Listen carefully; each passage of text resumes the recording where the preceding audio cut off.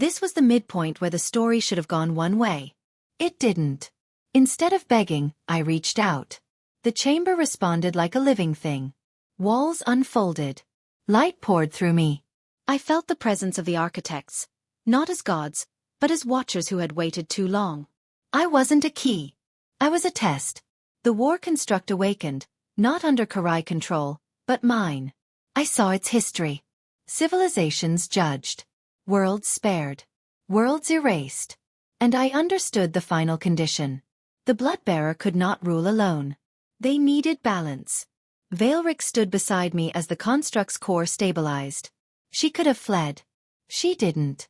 End us, she said quietly. Or save us. But choose. I looked at her, at a warrior raised to believe in honor, now crushed by the weight of truth. At her clan, divided and afraid. At Earth, waiting to be erased by someone else's fear. I made my choice. I shut the construct down.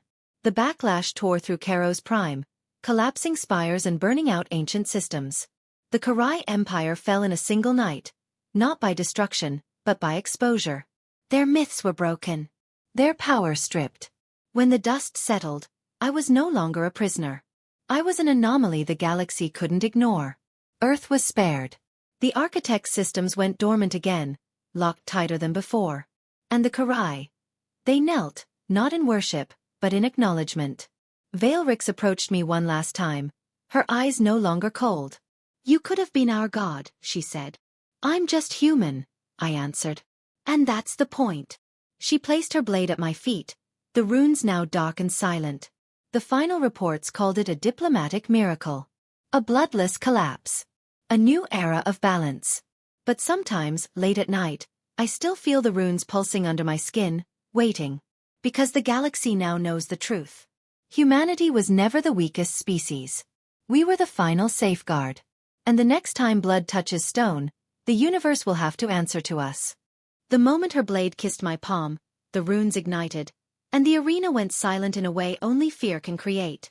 Blood fell onto alien stone, steaming as if the ground itself recognized it, and every warrior of the Karai clan froze mid-breath.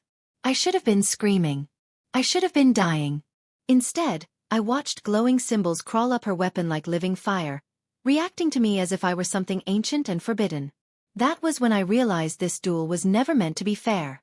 My name is Elias Ward, and until 3 weeks ago, I was just another human labor contractor hauling salvage between border systems. Earth was a tired planet, patched together with orbital habitats and fading pride. We survived by selling muscle and grit to civilizations that had forgotten how fragile life could be. When the Karai seized Outpost 9 and took 100 human workers hostage, Earth didn't send an army. We sent negotiators. I was supposed to fix power relays. Instead, I became an offering. The Karai believed in ritual above all else. Conflicts were settled not by fleets, but by blood law duels. One challenger. One defender. Winner claimed justice. Loser became history. When their war chieftain demanded a human champion, every eye turned away. Except mine. I volunteered because I thought dying with purpose was better than living on my knees. But that was only the beginning. They brought me to Karo's Prime, a world of crimson skies and towering obsidian spires. The arena sat at the city's heart, carved from the fossilized remains of something colossal. Tens of thousands of alien eyes watched as I was stripped of tech, armor, and hope. My opponent was Veilrix of the Bladeborn, a legendary duelist whose victories were etched into clan songs. She stood taller than me, 4 eyes glowing faintly violet, her ceremonial armor etched with ancestral runes. To her people, she was perfection sharpened into flesh. She looked at me like a ritual inconvenience.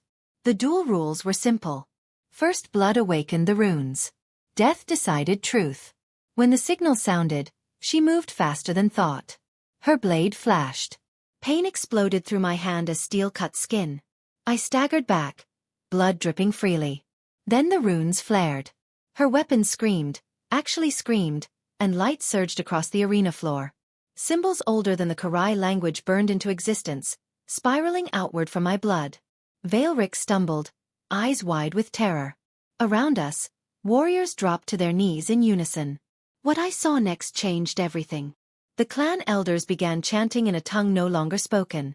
The air thickened, heavy with recognition and dread. Veilrix stared at me, her grip shaking. "You are marked," she whispered. "That is impossible." I didn't understand any of it, but my blood did. The runes pulsed in rhythm with my heartbeat, responding to something buried deep in my DNA. Something humanity had forgotten. Centuries ago, long before Earth fell quiet, we weren't alone. A precursor civilization, known only as the Architects, had seeded life across the galaxy. They designed failsafes, guardians. And when they vanished, they hid their keys in the most unlikely species. The Karai legends spoke of the Bloodbearer, a being whose touch could command ancient systems and judge civilizations. They believed the Bloodbearer was a myth. Until my blood hit their stone. The duel was halted. Chains were brought, not for me, but for Veilrix. She resisted, snarling in fury and fear, until an elder raised his staff. "Kneel," he commanded her. "Before the judge." That was the first time anyone had ever called me that. They imprisoned me beneath the arena, in a chamber older than their empire. The walls hummed softly, awakening as I approached. Doors opened without touch. Lights followed my steps like curious eyes. Veilrix was brought to me later, unarmed and stripped of rank. She expected execution.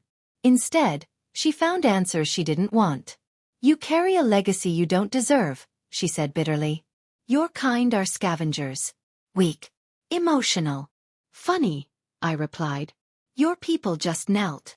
But beneath her anger was fear. Real fear. She explained what the Bloodbearer meant. The Architect system scattered across the galaxy.